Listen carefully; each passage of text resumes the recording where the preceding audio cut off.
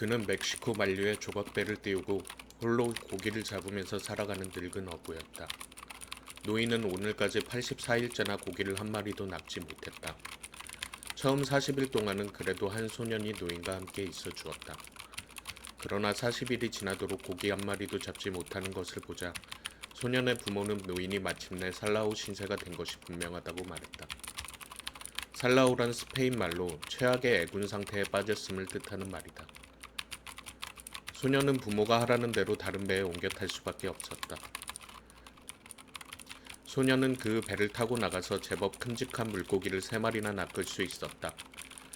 소년은 매일 빈배로 돌아오는 노인이 측은해서 노인의 배가 고기잡이에서 돌아올 때면 언제나 바닷가로 내려가 노인을 도와 감아놓은 낚싯줄이나 갈퀴 혹은 작살 그리고 때로는 돛대에 둘둘 말려있는 돛을 운반해다 주기도 했다. 그 돛은 밀가루 부대 조각으로 여러 군데 기운 것이었는데 돛대에 둘둘 말려있는 모양은 마치 영원한 패배의 깃발 같아 보였다. 노인은 몸이 꽉 말랐으며 목덜미는 이리저리 골을 이룬 깊은 주름으로 쭈글쭈글했다. 그리고 열대지방의 강한 태양빛이 뜨거운 바다에 반사되어 생기는 찌를 듯 강한 빛에 그을릴 대로 그을린 양 볼에는 경미한 피부암 같은 누런 반점이 듬성듬성했다. 이런 반점들은 양볼 아랫부분에까지 번져 있었다. 또 그의 두 손은 낚싯줄에 걸린 물고기를 끌어올리면서 생긴 상처들이 터졌다 아물곤 하면서 흉터가 되어 보기가 흉측스러웠다. 그러나 이들 상처 자국은 최근에 생긴 것이 아니라 모두 물고기라곤 그림자조차도 비치지 않는 사막에서나 볼 수 있는 침식작용의 흔적같이 오래된 것들 뿐이었다. 이 노인의 신체 중에서 노쇠하지 않은 곳이라고는 오직 눈뿐이었다. 그 눈동자는 바다와 같은 푸른 색깔이었고 눈빛에는 늘 즐거움과 지칠 줄 모르는 기상이 감돌고 있었다.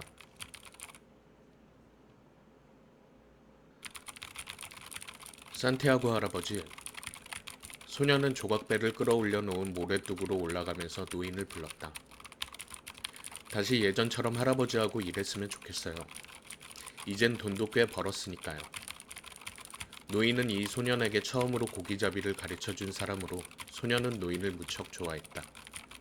안 돼. 노인은 단호히 말했다. 그러고 나서 한참 소년을 쳐다보더니 말을 이었다.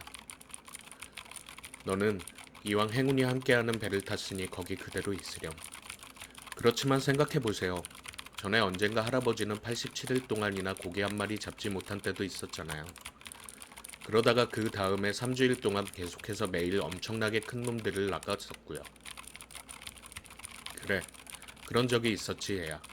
나는 내가 다른 배를 타는 것이 내 고기잡이 실력을 의심해서가 아니라는 것을 잘 알고 있단다. 아버지가 다른 배에 타라고 시킨 거예요. 저는 아직 어리니까 아버지의 말씀을 들어야 되고요. 그런 것쯤이야 나도 잘 안단다. 또 그건 아주 당연한 처사고 말이야. 노인은 바다 쪽으로 눈길을 돌리면서 말했다. 우리 아버지는 앞일에 대한 믿음이 없으세요. 그러게 말이다. 그러나 우리에게는 있어. 안 그러니? 그래요. 소년이 이렇게 대답을 하면서 노인을 쳐다보았다. 테라스에 가서 할아버지께 제가 맥주 한 잔 사드릴게요. 그러고 난 다음에 고기잡이 도구들을 집으로 운반하면 어떻겠어요? 그래, 그거 좋은 생각이구나. 너나 나나 같은 어부길인데 체면 차릴 거 뭐 있겠냐. 노인은 고개를 끄덕이며 그렇게 말했다.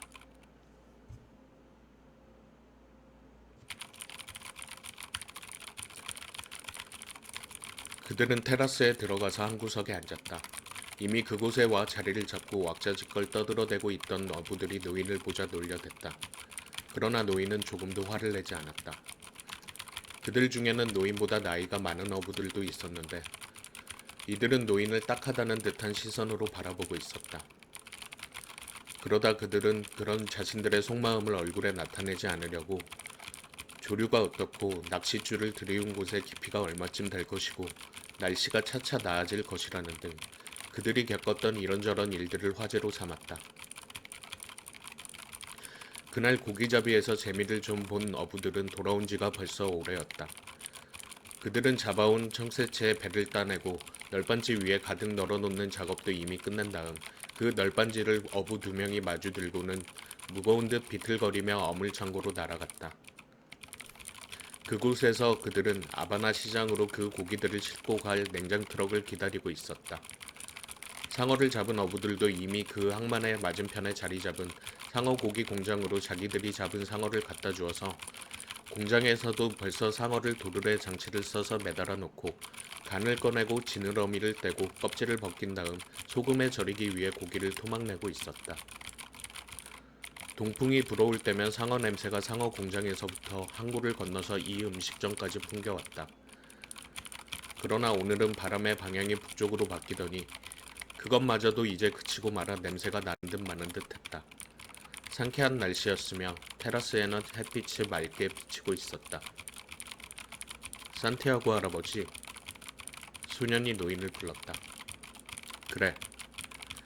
노인은 술잔을 들고 있었으나 머릿속으로는 지난 여러 해 동안의 일을 되새기고 있었다.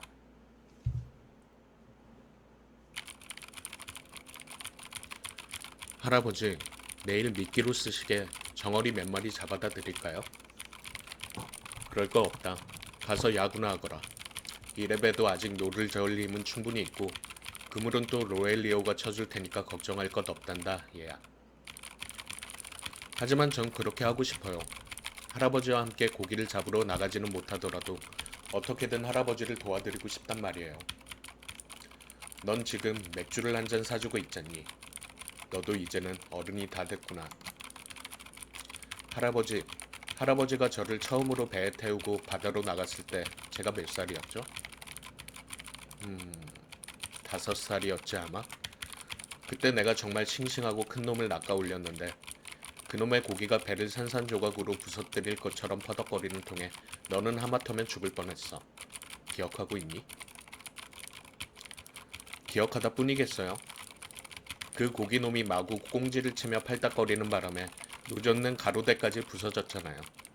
그때 할아버지가 막대기로 그 녀석을 두들겨 패던 소리가 지금도 제 귓전에 생생하게 들리는 것 같아요.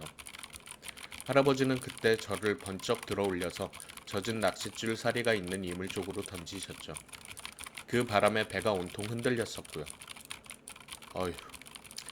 그때 할아버지가 그 녀석을 두들겨 패던 소리는 마치 커다란 나무를 내리찍는 소리 같았어요. 또 내 온몸에서 싱싱한 피비린내가 나던 것도 잊을 수 없어요. 정말 그 일을 기억하니? 내가 이야기해줘서 기억나는 게 아니고? 저는 우리가 처음으로 함께 일하게 된 때부터의 일을 전부 기억하는데요, 뭐. 그 노인은 햇볕에 탄 얼굴을 들어 정다운 눈으로 믿음직스러운 듯 소년을 바라보았다.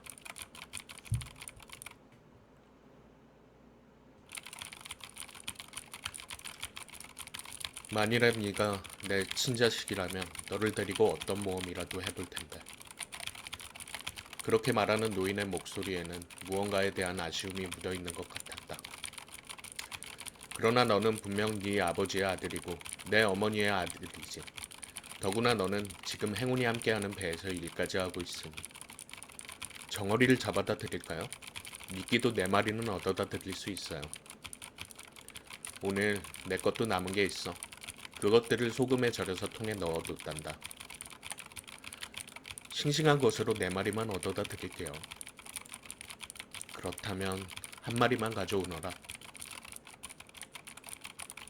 노인은 그렇게 말했다.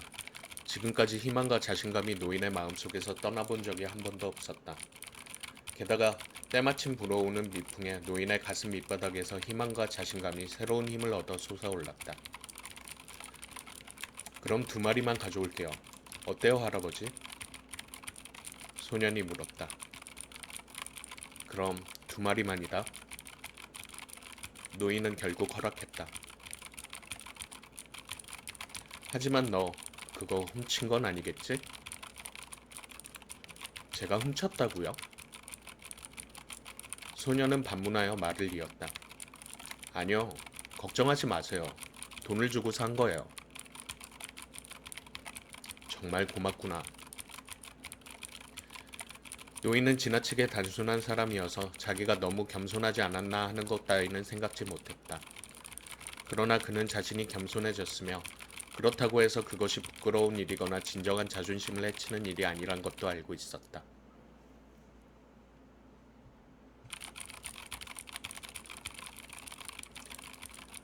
조류가 이대로 흐른다면 내일은 날씨가 좋겠구나.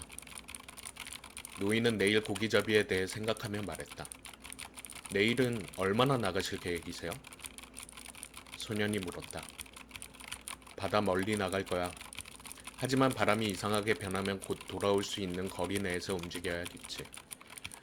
그래서 내일은 날이 밝기 전에 떠날 생각이야. 그렇다면 저도 내일은 주인 아저씨를 졸라 좀 멀리까지 나가도록 해야겠는데요. 그래야 만약 할아버지가 정말로 큰 녀석을 잡게 되면 우리가 할아버지를 좀 도와드릴 수도 있을 테니까 말이에요. 내 주인은 바다 멀리 나가는 것을 싫어할 텐데. 맞아요. 소년이 푸념하듯 대답하고 말을 이었다. 그렇지만 주인 아저씨가 보지 못하는 것을 저는 볼 수 있거든요. 새가 고기를 찾는 것 같이 말이에요. 그러니 돌고래 뒤를 쫓아 멀리까지 나가자고 하면 될 거예요. 내 주인의 눈이 그렇게 나쁘냐? 주인 아저씨는 거의 장님이나 마찬가지예요. 그거 참 이상하구나. 그 사람은 거북잡이 하러 나간 일도 없을 텐데 말이다. 거북을 잡으면 눈을 망치게 된다고 하거든. 할아버지도 전에 모스키토 해안에서 여러 번 거북잡이를 하셨잖아요. 그렇지만 할아버지 눈은 아직 꽤 좋은 편이지 않아요? 나야 별난 늙은이니까. 하지만 지금 정말로 큰 물고기가 걸리면 할아버지 혼자서 감당해내실 수 있겠어요? 있고 말고 나한테는 갖가지의 숨은 기술이 있거든. 정말이세요, 할아버지? 저한테 말씀해 주시지 않은 기술이 있다고요? 그렇다면 정말 신나는 일인데요. 다행이기도 하고요. 그럼 이제 우리 집으로 고기잡이 도구를 갖다 놓으러 가요. 그리고 전 투망을 가지고 정어리를 잡으러 가야겠으니까요.